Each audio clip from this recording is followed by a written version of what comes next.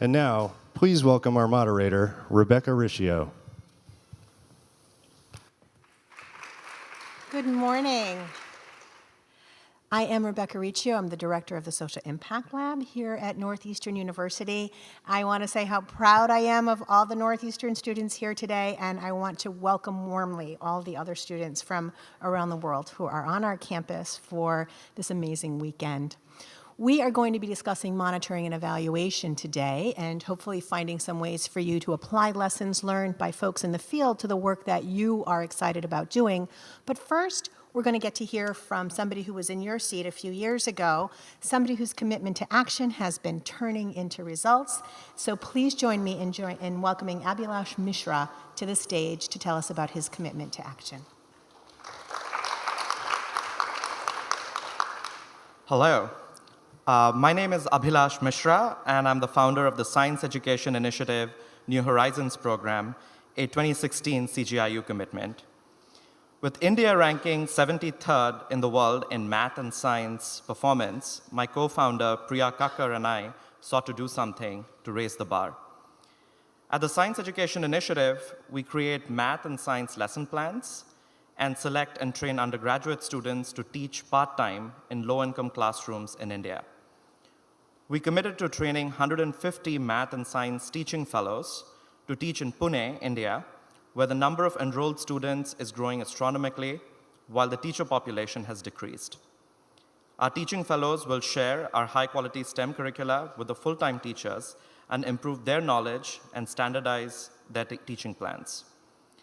During the last school year, we had 37 fellows teaching programs in 52 low-income classrooms in Pune. This year, we have recruited 122 fellows to teach in 150 classrooms with a total of 5,000 students. We will monitor our success by the quality of fellowship applicants, the retention of the selected fellows, and the performance of the students we teach on standardized math and science tests. It is our hope that by designing and implementing high-quality STEM curricula in the poorest areas, we can help people break out of cycles of poverty and build stronger communities. Thank you.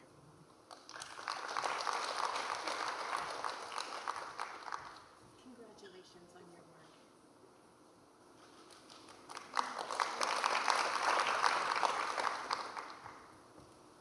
Now it is my pleasure to bring out the two amazing women who are going to be having what I hope will be a very exciting conversation with us today. First, I'd like to bring out Esther Ngumbi, who's a postdoctoral researcher at Auburn University. Esther? And also Shabana Basij-Rasikh, who is the president and co-founder of the School of Leadership in Afghanistan.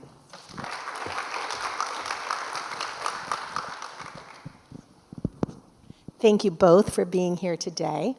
So monitoring and evaluation, I think, is a tricky subject, and we're going to try to dive into some of the tensions that exist in the space. But what I'd like to do first is well, maybe I'll just name that tension. The tension is this. We engage in monitoring and evaluation because we know we need to hold ourselves accountable to our own commitments that we've made, to the folks who are giving us their resources and trusting us to steward them well, but most importantly to the communities we want to serve. And so we want to be learners in the process of monitoring and evaluation. But oftentimes that funding comes with expectations and pressures. And so we're going to be talking a lot about the challenges of monitoring and evaluation as a learning exercise, but also how do we, as responsible stewards of resources, balance the tensions between the hoops we're supposed to be jumping through and the work we know we need to be doing. So let's start out first with each of you telling us a little bit about your work, and then let's start with a description of what you thought success was going to look like. What did you think you were working toward at the beginning? Do you want to start forward, Shabana? Sure. So wonderful to be here. Thank you all for coming. I am the founder, or the co-founder and president of SOLA. It's a School of Leadership Afghanistan.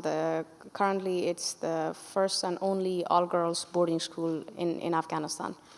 And so that's what I've been doing since I've graduated from college here in the US. I went to Middlebury College in Vermont.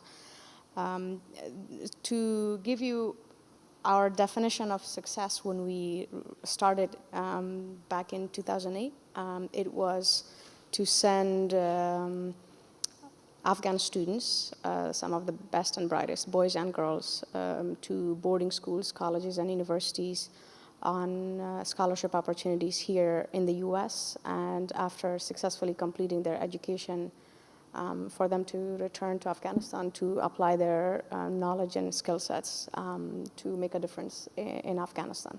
So that's what you were working for. That's what we were working for, and that was our definition of success for every individual student, was to come to the U.S. and cycle back to Afghanistan. Okay, so let's keep that in mind, and then hear from Esther. Esther, tell us about what your work is and what you thought you were working toward at the beginning.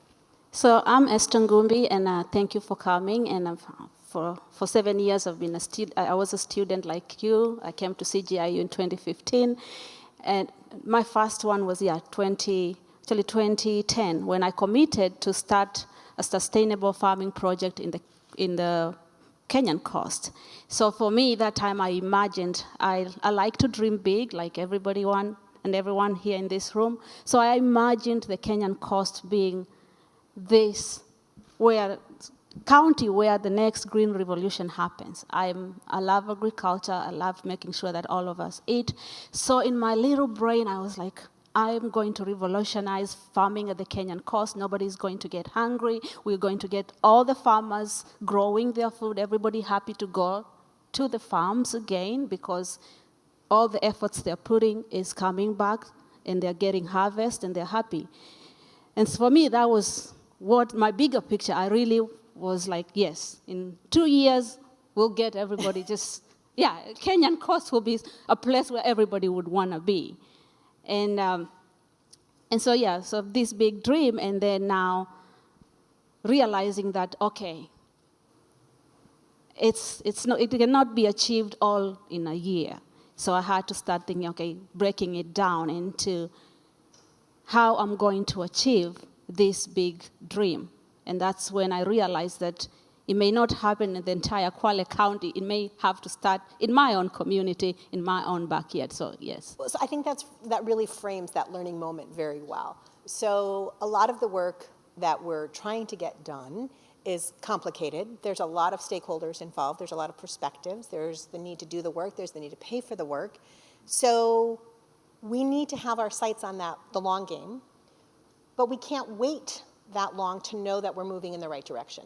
So let's talk about the early stage benchmarks that you set for yourselves that helped you maybe learn something about what you thought you were doing either earlier on in the process or at a point when you could maybe pivot and learn from what you were looking at to start to do things better. Shabana, do you want to start with that? So I think we're talking about monitoring and evaluating our success and our work, and how do we measure, especially in the early stages of what we are trying to do.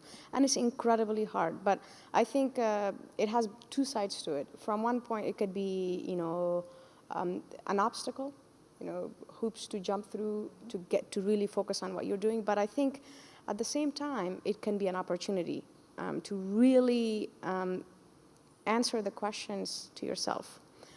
So I think in our case, when we were looking at sending students to the U.S.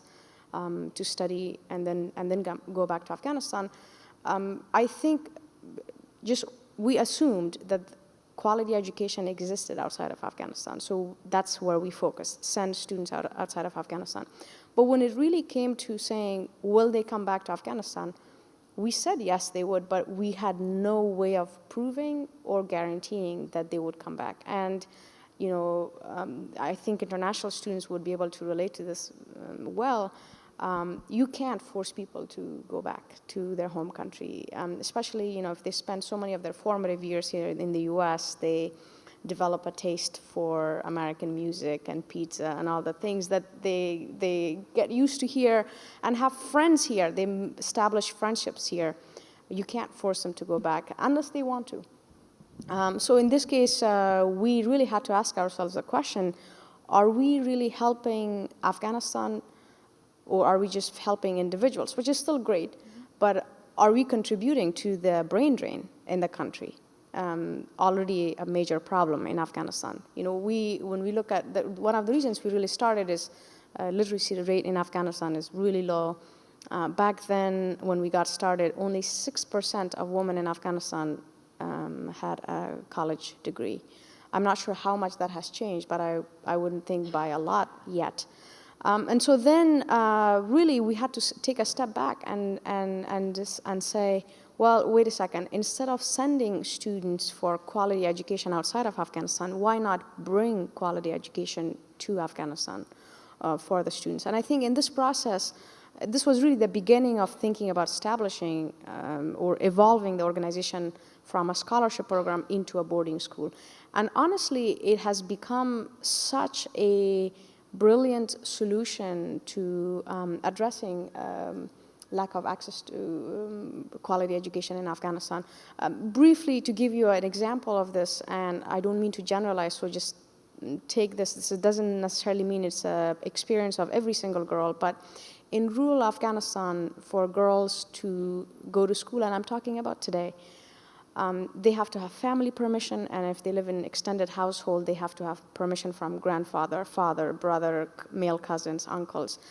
And so the very few lucky that do get permission, by the time they step out of the home and before they get to school, at the very least they experience some sort of harassment, reminding them that their place is at home. And in some worst cases, acid thrown on their face for wanting to go to school.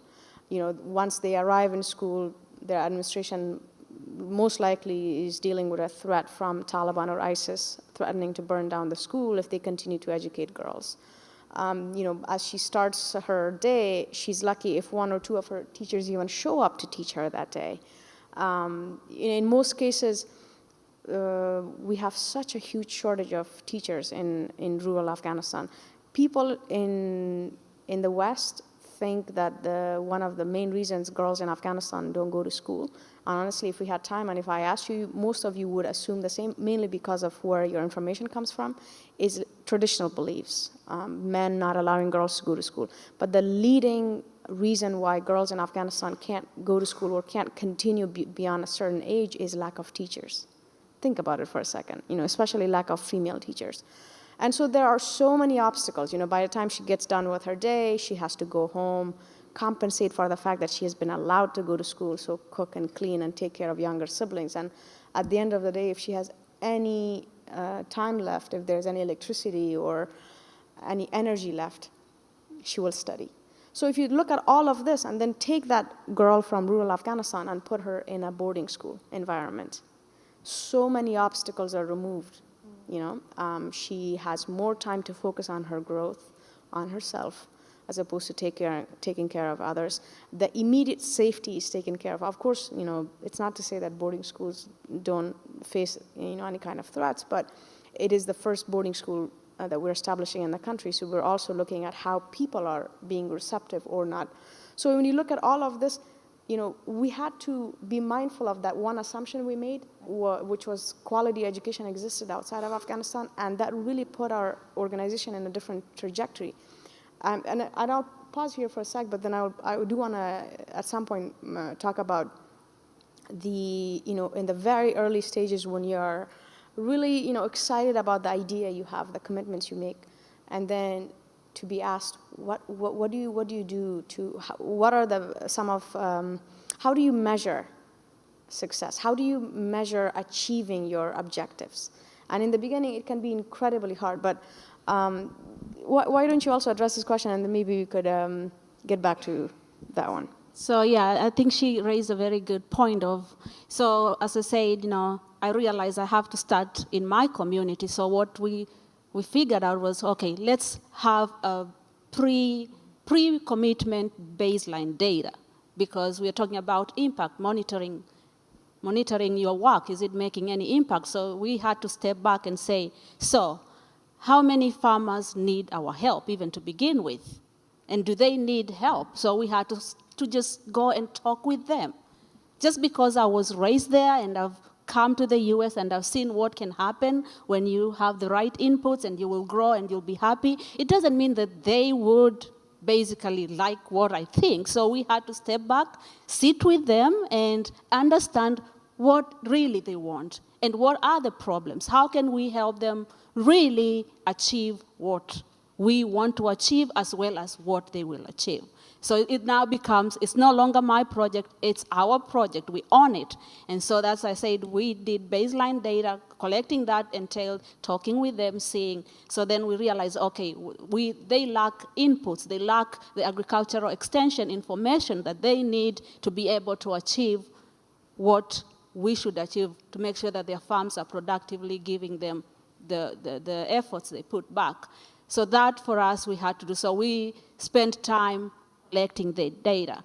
And then we started with just one group of farmers. We said, let's not, Kwale County, it's a county with 600,000 people. That was my big dream. I wanted to impact 600,000 farmers. Of course, it wasn't going to happen. So we said, let's start with 10 farmers.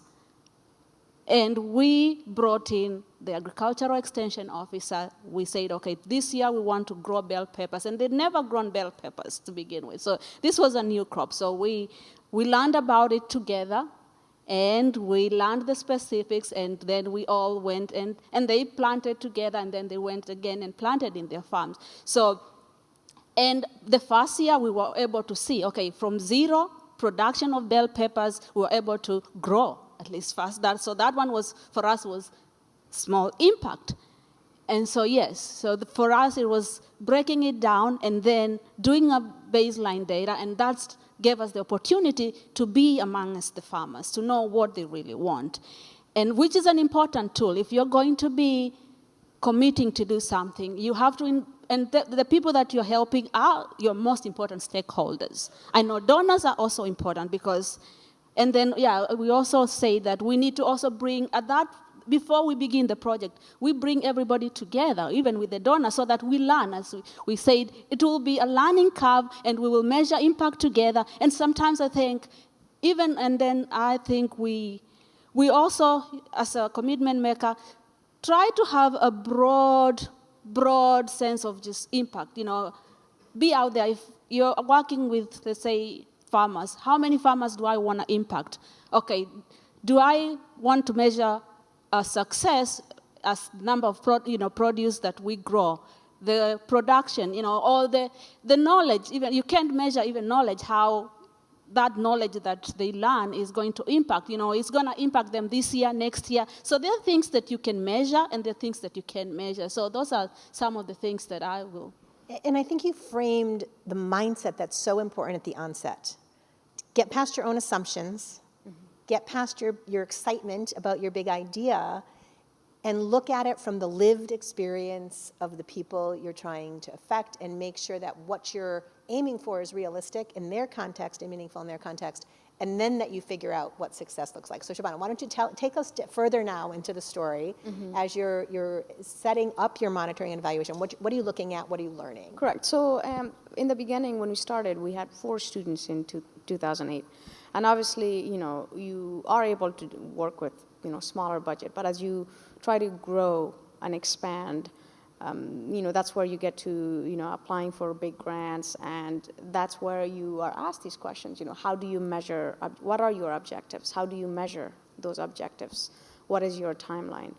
And, for, let's say, a major grant that you're applying for, 4 students, 15 students, 25 students may seem incredibly small, especially, when you look at our, predetermined baseline study of, what the statistics are on education or access to education in Afghanistan for boys and girls.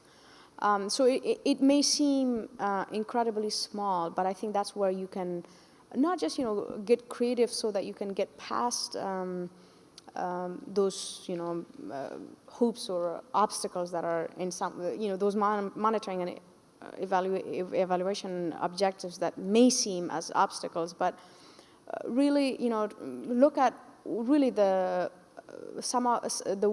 impact of the work that may not obviously seem as measurable. You look at, with 4 students or 5 students or 6 students, even as we were pursuing scholarship opportunities, at what point what we were using was not just the number, 4 students that we were able to send abroad for a year, but we talked about the amount of their scholarship. Let's say if they went to a university, a 4-year university, that's easily, at 50,000, let's say roughly 50,000 a year, that's $200,000 per student. So, at one point right now our numbers are, we have, in all these past 10 years, we have sent 60 students to US and other countries, and the amount of scholarship that we have been able to advocate for them is a little over $10 million. And so, it's a way to look at packaging the impact and presenting that information. It is powerful, with the cost that it takes to prepare those students, for instance, in our school in Kabul, and then prepare them for that opportunity. You can justify it that way. But I think that's where, in the early years, there's a great power in telling stories. So not the quantitative measure, but also the qualitative, the anecdotal stories. To tell you one story about one of our students, within a year of her studying at SOLA, her mom was sick. They made a trip to Pakistan for treatment. Both of her parents are not educated. They stayed with her aunt, who's a refugee in Pakistan, and the doctors tried to speak with her family in Urdu, thinking they're one of the Afghan refugee families who are refugees in Pakistan, so they probably have learned Urdu by then. And obviously they hadn't lived in Pakistan, so they couldn't speak Urdu. And then the doctors switched to English. And at this point, my student who was with them, she started translating the conversation between her father and the doctor. And she had started learning English in our school. We have a program where within a month of being admitted at SOLA, they sign a pledge to speak English at all times. And this is one of the ways where we get our students to learn English very quickly. And obviously her father was incredibly proud, but her aunt was really irritated, and she started questioning, how is it that she learned English? Where did she learn English? And the father finally revealed to her, and her aunt called her other brother, so my student's uncle, who lived in their home province, saying, our brother is sending his daughter to a boarding school. And the next thing you know, my student's uncle called her father saying, if you continue to send her, I'll make sure the next time you come to our home province, you are killed by the Taliban. So you tell the story, and in this you achieve several things. Here you're talking about a family who's taking personal risk, a father who's accepting threats to his life to allow his daughter to go to school. And so that is incredibly, that's invaluable. That's the beginning of saying people are beginning to accept this model of education even at great cost to themselves. And it's an indication that this model of education can do so much great things for the young generation of girls. Can we hear, Esther, from you as well? What happens so this is a great example of a story that's an indicator that's going to help you figure out where else you need to go in your monitoring evaluation. Can you tell us when you got past your initial stage and got deeper into it, what did you start looking at? So for us, we started, we said we realized that, yes, we are impacting the farmers. The 10 farmers that we started with became, all of a sudden, they were producing bell peppers. They extended it to tomatoes. And the power of story, and I remember this one farmer that ended up even building a house from just the products that he was able to sell. He was able to generate income, which he didn't have. And we started with him having nothing, and the next thing he had a permanent home for his wife and his children. And for me, it was like, wow. And then the farmers we started with, then they started even writing letters to me. And as I said, I'm based in Alabama, and I always say I have 2 offices, one in Kenya, one in the US. And I remember receiving the letter from the farmers saying, really, we are just so happy and impressed that you took your effort in a faraway land to organize for the agricultural extension. Here we're now producing this. Our children, we are able to pay for our children's education. Now I've built a home. And for me, this was impact. It may not come from, they had evidence that, this is like 200 farmers, but even that one farmer whose life changed, and that success story, when telling it, it was like, wow, this is what can happen. And it kept growing, and I said, and in 2016, I remember, the government, what I always say, the government actually was also watching what we were doing. And all of a sudden, I get this email. The government says, we are going to host the United Nations World Food Day in your compound, meaning we are giving you the opportunity for farmers to come. This is a county that has 600,000 people, to come to your farm to see what actually can happen when everything you do is right. For me, that was now a big impact. But then, it didn't tell me to stop. So you see, we kept on just going gradually, and we hit that big mark. But then still, when the government came, it's all this. It was just flashy and whatnot. And still, the work must continue. So we still are not yet there. I've not been able to achieve that big dream. So from one community, we are now moving on to other communities and extending the work that we started. So it keeps growing. So one thing is like, yes, you may achieve that impact you're looking for, but don't stop. Remember, as CGI U commitment members, and we are here for a long overall. This is our passion. This is what we say we want to do. So just because you have... Go ahead. Yes, so that's just because you've reached your evaluation results say, goal achieved, impact done. No, don't stop there. We're going to actually, we have to stop for a few minutes to let you process this and have some conversations amongst yourselves. I'm going to give you some framing questions to think about. What are the assumptions that you're going into your project with now, and how do you need to check those assumptions so that you can actually get to real proof of concept based in the lives of the people you're trying to help, and how can those early questions that you're asking lay the groundwork for longer-term evaluation? So are we going to get the house lights while folks talk to each other? Is that what happens next? All right. So introduce yourself to someone you don't know. Explain what you're working on with your commitment, and spend a little time challenging each other to define what your current assumptions are, ground what you want to do in real life, and think about what proof of concept looks like.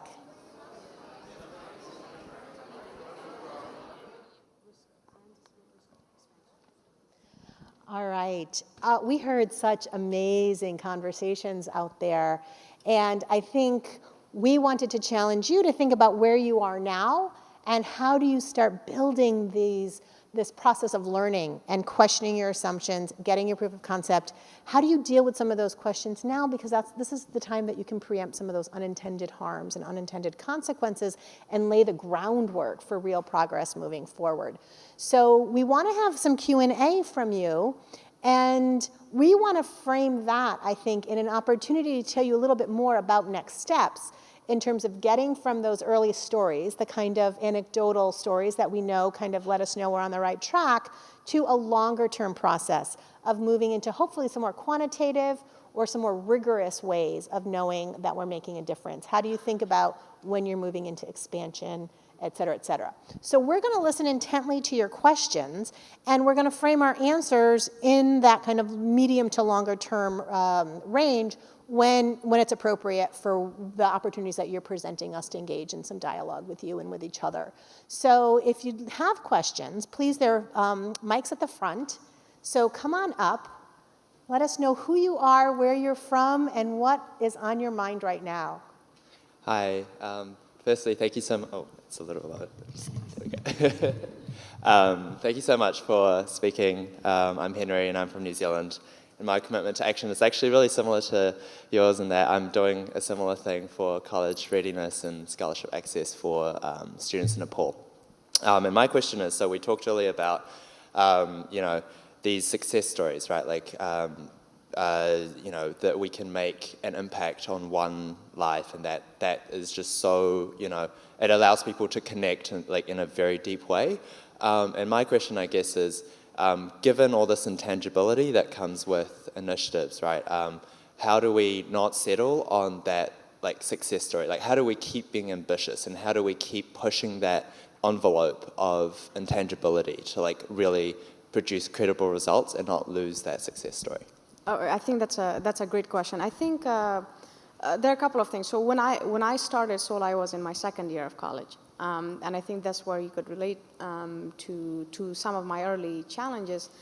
And I completely appreciate how in the beginning a lot of people don't take you seriously.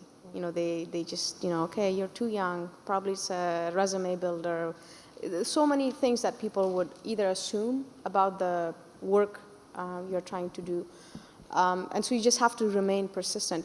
But I think to answer your question specifically, it's incredibly important to be really mindful of what opportunities you accept. We can get so excited once we get into this networking mode about, talking with people who are doing similar initiatives.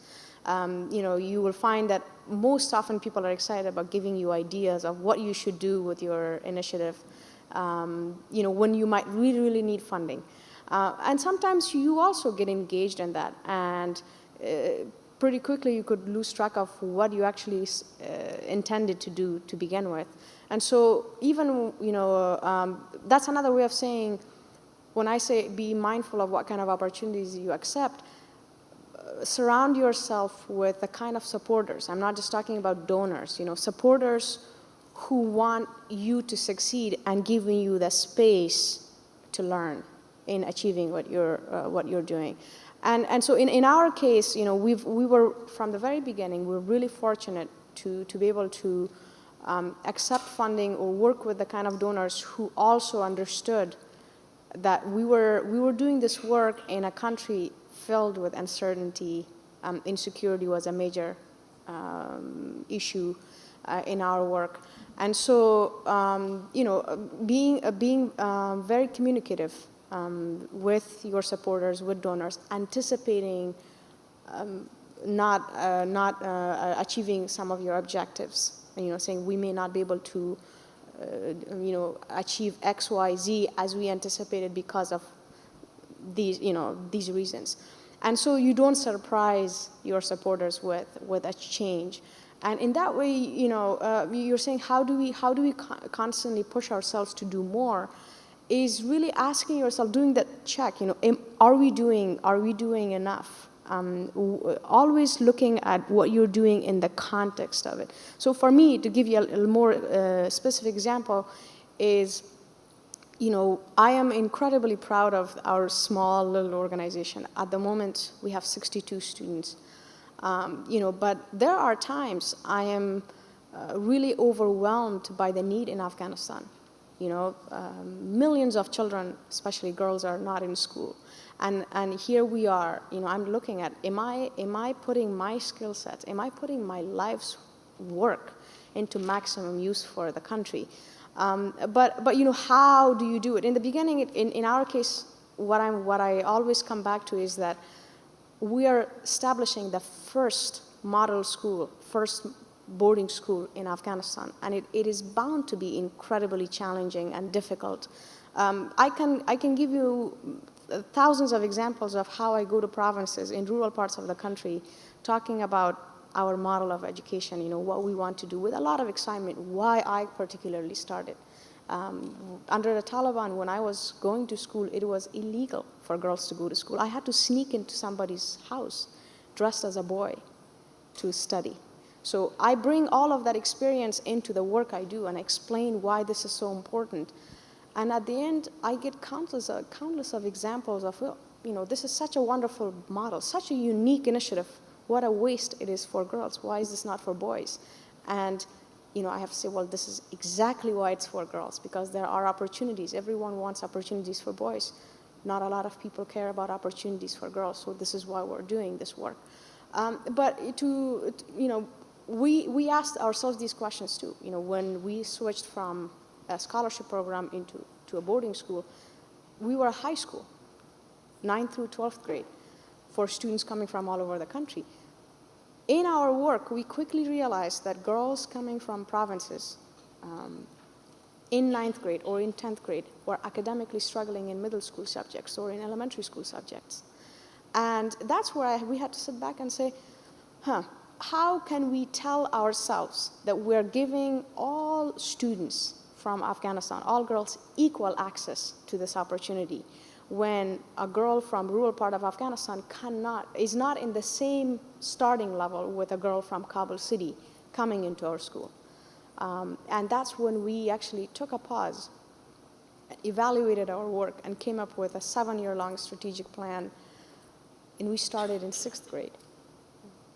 And so, you look at how we have evolved. We were a scholarship program. We became a boarding school for 9th through 12th grade. And now we're in our 2nd year of a boarding school, 6th through 12th grade. And it is working, because finally when we get students in 6th grade from all over Afghanistan, it gives us enough time to address their academic gap before they reach high school, so that even if we teach an international curriculum, they will be able to take advantage of it, full advantage of it. Now, this is where I say we were lucky that we were able to surround ourselves with donors who truly were our partners in this endeavor. I would sit down with most of our donors and say, there are certain things we don't know about our next steps, but as long as we know that if we can bring students in the younger grades and give them this time, we know that they are going to succeed. And I think that's what has worked for us. Before I finish off, we talked about expansion. In our networking, we can get so excited about all these different opportunities. There was a time when I would welcome all sorts of opportunities, because it can get so difficult to say no when you're offered. And addictive. Exactly. And addictive. It's addictive. Yeah. So we had, as a boarding school, we were running a virtual exchange program. We're doing Skype tutoring and mentoring program. We're doing, all sorts of different projects. And we had to, that's another reason we took a year-long pause from doing all these projects, because we were being pushed into by supporters, by people who genuinely interested in giving us more opportunities. Oh, you have to do this, you have to do that, and really say, no, this is what our mission and vision is. This is how we're going to achieve it. And every time an opportunity comes our way, we have to really measure it against our mission and vision. Is this going to help us achieve our mission and vision or not? And believe me, it has helped us tremendously. So we can get really excited about growth, but what we often don't anticipate is the growing pains, the unintended issues that come up. When you expand, it's wonderful. You get all of a sudden more students, but you may have forgotten to anticipate the emotional, social emotional needs and support for the students. And so you have to be really ready for that. And growth, as much as it is exciting, it's incredibly painful. But you and your team, you have to prepare yourself for all of that. And I know Esther had an experience where the data came back and was not what you were expecting. So I want to talk about that. But first, I want to point to something that I think is a theme that's been coming up, is that monitoring and evaluation is not about checking off boxes to satisfy your donors or to give yourself a pat on the back. It's that learning process, but also kind of the true north. That, like, what is it that we decided we have to be learning and measuring ourselves against, so that you're less tempted to chase after those opportunities for the sake of funding or for the sake of sometimes the glamour of it, or it seems like a great idea. It holds you on course. And at the same time as it helps you learn when you do need to pivot, because the mission demands it of you, not because some cool opportunity demands it of you. So Esther, let's hear about your experience as you got deeper into using the data. I just told them about my first year as a researcher. I was doing my master's project, and I was out there collecting. I put traps, and I was collecting insects. We had set a biological control program, and we were trying to monitor actually the impact, whether these parasitoids that had been introduced out there really work. And so we set up traps in the entire Kenyan coast. And I come back with my zero. Actually, the traps never got anything. And I came back crying to my professor. I'm a beginning researcher, so a 0 result can mean like, I don't really want to go into sciences anymore if this is what, and that's my research, So for an entire year, what I was thinking actually would work, didn't work. So I come to my professor and I'm crying. And he's like, just hold on, Esther, breathe, take a deep breath. This is science. Welcome to the science world. But we had to take back, said, that 0 result actually is telling you a lot of things. And we talked about when we are all excited about our commitments right now. You've already actually, as part of your commitment, you have to say how you're going to measure impact. We all did that exercise. And it may turn out like after 6 months, you realize actually you haven't achieved that impact. Do you stop? No, it's a learning curve. You stop, you sit back and say, okay, what did I think this project was going to accomplish? You sit back and reflect, and we all as change makers need that. In our everyday projects, we need to sit back and reflect and say, what am I learning? And can I approach this a different way? Can I find a different way of measuring the impact? And we were talking about sometimes we think impact is all these graphs, and this is like 80% change, 100%. And that's glamorous. It really is glamorous. I know I'm a scientist. When you get results that are published in Nature and Science, woo, everybody is happy. But then there's that part that's not glamorous. But there's a lot of learning that you can take away from that. So let's always, and you hear her, she said, I paused. A lot of time as a scientist, I pause. And I realized, okay. And I start actually looking at impact differently. And some of you are, working with people. One of the commitment makers was saying they're trying to encourage the immigrants to absorb the culture, the American culture. But then she said, do they really even want that? And so she's having a hard time just even measuring impact. What is impact? So impact is not going to look the same for all of us. I'm going to caution that. And success, yes, while success, we have to dream big though. So let's not say we don't want to dream big. We have to keep progressing. It's exponential. We are here. If we are going to change the world, we cannot stay on level 1. We got to take it to level 6, right? So you have to keeping the bar higher, but you have to still come back to your mission and vision, your original intended commitment. What did I want to do? What I wanted to do? I'll stop there for more questions. I love how you both illustrated the values component of this, balancing the confidence that you can change the world with the humility to learn along the way. And I think that in the excitement and the exuberance, we can sometimes forget about that humility piece, because you can't learn if you're not humble enough to acknowledge that you have something to learn and that you are obligated to be learning. Let's take another question. Hi, my name is Michaela, and I study at Middlebury College right now. And my question actually really has to do with what you guys were talking about with humility, but also wanting to make an impact. So I'm doing a program where it's mentoring refugee and immigrant background students. And we were looking at college access and higher education to give them resources so they could achieve what they wanted to. And we were talking with the school systems that they're a part of. To really institute it in a sustainable way. But something that's happened is that they want us to come into the schools and kind of do a weekly class. So I was just kind of trying to balance we want to help in any way that we can, but are we prepared for it? Do we have the training necessary to really responsibly approach this problem? And I was wondering for your guys' advice, point of view, your experiences on this kind of thing. Can you explain again who the group of students that you're working with? Are they already in college or in? They're in high school. In high school. Yeah. In the Middlebury community. It's in Burlington, so that's an hour away. Yeah. Okay. And who's asking you to do the course? The school itself? Yeah. So the superintendent talked to the principals, that kind of thing. Mm-hmm. Could we get a couple more? Oh, yes. Let's get another question. That way we can work across a few at a time. We will keep that one. And let's get another one. Sometimes there's connections between the questions. All right. Hi, my name is Zach. I'm here from Chicago. And the organization that I'm working with in my commitment to action behaves more like a grant-making organization than actually an initiative working on the ground. And so one of the things I'm really wary about as we move forward is contributing to the issue of data burden that many organizations face. And so I was sort of wondering, has data burden been an issue that you felt with your commitments in organizations that you've created?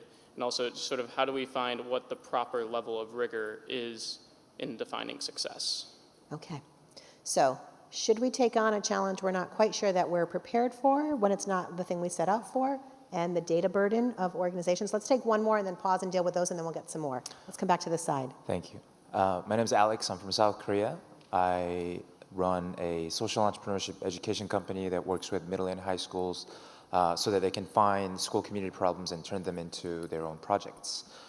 It's been 3 years, and by having us asking questions and pushing each other, I just realized that the reason that I'm not satisfied with my initiatives, so originally I was going to drop out of school and just came back to Babson College to finish my degree last year, was that we're still collecting a great amount of anecdotal impact because these students are creating these projects. However, I'm not satisfied with a quantitative measurement, right? Mm-hmm. Because in South Korea, girls can go to school. In fact, they study very hard, but I'm not happy with the measures that we have.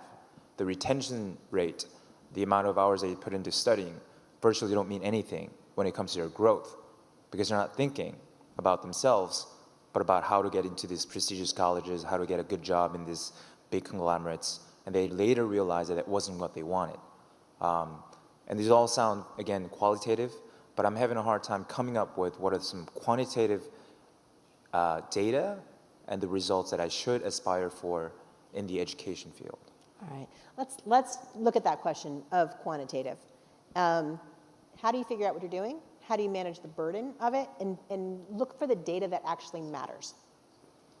So I think, when it comes to quantitative data, it's something that, a lot of the work that we do, because it has to be really rigorous, when we talk about, it has to, and you have to define the problem and do a hypothesis setting and make sure you're randomizing everything, you're making sure that, if you're doing statistically what you're supposed to do. You are observing the rigorous laws of statistics to be able to get the data. So this sometimes can be difficult, and that's true. It can be very difficult to really, as a nonprofit, to come up with that huge data.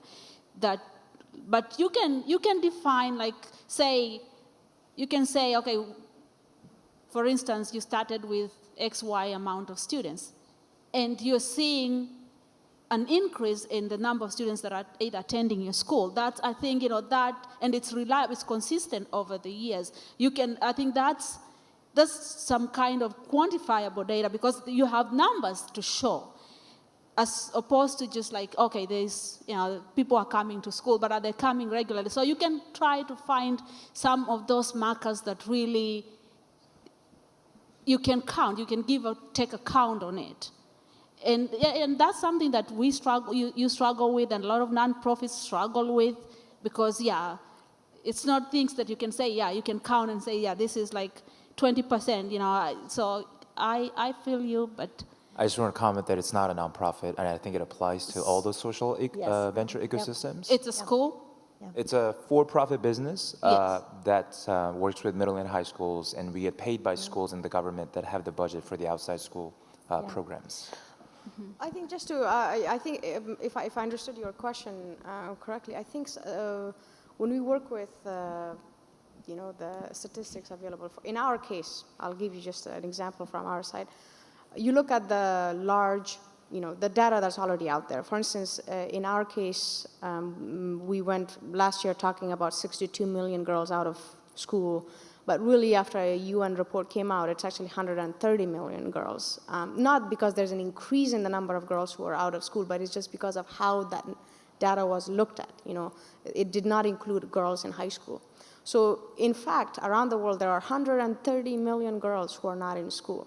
So you start with looking at that kind of data, but I think where you get success in getting people to pay attention whether it's the people directly you're working with or where you're trying to gather support from, is to humanize that. So you bring a massive number of students out of school. It's really overwhelming, but you try to put it into context. You humanize that information. What does that mean in the life of an individual girl? And that's what we are doing, especially because our focus is not about, I've always been pushing against scaling SOLA. Oh, this is a great initiative, but why can't you scale it up? And I always push against that because I already know that in Afghanistan there's so much focus and there's actually a lot of money wasted on, this ticking the box kind of initiatives. We got 3,000 girls in schools.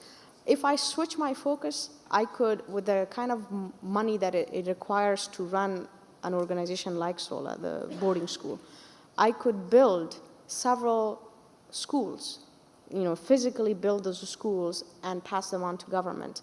But like you, I started there. Back when I was 16, I built a school in my father's village. I wasn't satisfied, and at that time, I didn't know why I wasn't satisfied. With very minimal funding that I was able to achieve, I built a school for boys and girls in my father's village. Beautiful, but it didn't do it for me. And the reason why it didn't do it for me was I am more concerned about what those students learn in the classrooms as opposed to building that classroom. And that's what we need in Afghanistan, specifically like you. People are so focused on one thing. In our case, it's memorizing that entire book so you can get into, get the highest mark and get into medical school or engineering or law school. These are the top. But there isn't, that, really that reflection on what am I doing with my life? What am I supposed to do? My parents tell me I should become a doctor, but am I really a doctor kind of person, or am I really going to be, am I a different kind of person, or am I a musician? That kind of inquiry does not exist in our community, and it is such a waste. We need creative talent in Afghanistan. Otherwise, there is no way we can address our many, many problems in the country in the next few years. So I think that's one. Just quickly, your question about, how do you balance? I'm of the belief that, it's important to follow your passion, what you really believe in. But I think at the same time, it is so incredibly important to build your skill sets. I think sometimes you can, in order to avoid doing what you're supposed to do, which is really develop your skill set, oftentimes people just focus on, other things. But I think it is difficult to balance those two. I agree. Sometimes, what if you realize down the road, a few years from now, that this is not really what you're wanting to do? So as a students, I think we always have to keep in mind that our first priority is also to build our skill sets. You're in school to learn. Because what that means is that in the long term, beyond school, you can do so much more with the skills that you've got. This is your time. So I don't think you should feel incredibly guilty about not being able to offer. Again, it comes back to it's so hard to say no. We are of the kind of people, it's so difficult to say no to people. But once you learned that, you can say no to certain things, you will find that you can do a lot more. And the things that you focus on you can do those better. I don't know if I answered your question, but we can talk more afterwards. Well, and I want to add to that. Not only can you say no, but you have to when you cannot do the work ethically. Exactly. If you cannot meet your obligation to the community in a way that is going to be meaningful and use your resources wisely, you have to say no sometime. Let's take two more questions. So know what it is that you're looking for. I would also just add to this, the gentleman's question, quantitative is not always the be-all and end-all. Qualitative is okay if you're doing it well. And qualitative and quantitative, when they talk to each other, is also really important. So I think it all comes from the clarity around what is it that you need to know to get the work done. Let's take two more questions. Let's start over here. Hi, my name is Camila Robalino. I am working with, my commitment is 11 Libraries for a Post-Earthquake Ecuador. Can you pull the mic down a little bit closer to you? How? There you go. Hello? Okay. So my name is Camila Robalino. My commitment to action is Libraries for Post-Earthquake Ecuador. What we do basically is we have this device that acts like a flash drive, like a huge flash drive that can store up to like 2 terabytes of memory, like all Khan Academy, all Wikipedia, all Gutenberg project. And then it can create its own Wi-Fi signal. So we bring this resource to areas that are like very isolated or that have very poor educational resources to sort of bridge the gap in technology and in education especially. And so going back to the whole assumptions thing, we realized that when we started this project, we worked with the assumption that just like Wikipedia and Khan Academy on their own will be like excellent and extremely useful for students.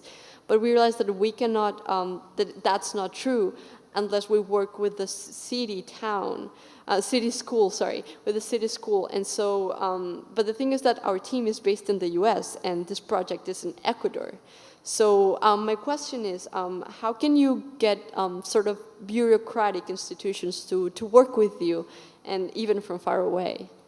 Oh, if you find the answer to your question, come talk to me, please. It's been 4 years I'm trying to get the Afghan government to give us land, so we'll try to address your question. Let's get your question too, and we'll see what we can do with both of them. Hello, I'm James. I'm from Indonesia. I'm running a fair trade company in the States that helps organizations in Indonesia. That's how important. My question is, I'm sure everyone here is eager to find out, how did you start? So here you're talking about the glamour and the growth, but what I'm really fascinated to find out is, how did you get, sorry for talking in business terms, but how do you get from 0 customers to 1? So did you literally start a school, like start building it yourself? I'm sure it wasn't as easy as that, you know? So that's my question. And actually, both of those questions are more related than you would think, because the starting involves proactively understanding who all your stakeholders are, right? I think that's a question, and that gets back to that other question about how do you get the right people to buy in. But go ahead and tell us how you got your start. For me, I grew up in the community, so I saw firsthand, and I was a child farming and doing everything, and then coming back to get nothing because I didn't do the right kind of farming technique. I didn't get the right seed. So I saw firsthand my own family going to the farm and harvesting 0. And I was like, okay, this has to change. I have to be that change maker that brings light to many of the farmers. So yeah, I grew up farming. I still farm. I love farming. And so when I was given the opportunity and I became a first girl to get a PhD, and it was in agriculture and it was in entomology, I was like, yeah. And I had all this knowledge over the years. I lived in Israel. I came to the US. I saw firsthand farming. I went to the farms here in the US and I saw what can happen when you do the right things. I tell you, I would sit in a field and just get, oh my goodness. And I have to bring that change to my community. So that's how I started. And for me, it was easy because I grew up in the community, but it's also hard because I had stepped away from the community. So I didn't come and say, actually, I know it all. So I had to come humble myself before my community and say, can we talk? Can we have a chat? Can we say, what are our problems? And I put a few greenhouses in my farm so that they could come and see what is she talking about. So I showed them firsthand what can happen when we do the right thing. So that, to me, was my start. And I'm still there, and I'll still be there. And actually, I also have a school I built it from scratch, so I know what it takes. For me, yeah, there are so many things. For me, most of why I do what I do is because I've grown in that community, I've seen it firsthand, and I want to be the change out there. I am going to presume to volunteer our time to stay a little bit longer because our time is up, and we love this so much we could talk about this all day. But unfortunately, fortunately, you have even more to do. What I would like to do now is to encourage you to keep going with your conversations. Take advantage of the office hours that are being offered. Check your schedules. There are going to be more opportunities for you to chat with experts. We can stay a little bit longer here. And I want to thank all of you for your commitments, and I want to thank Esther and Shabana for sharing your wisdom and your experience with us. Thank you. Go change the world.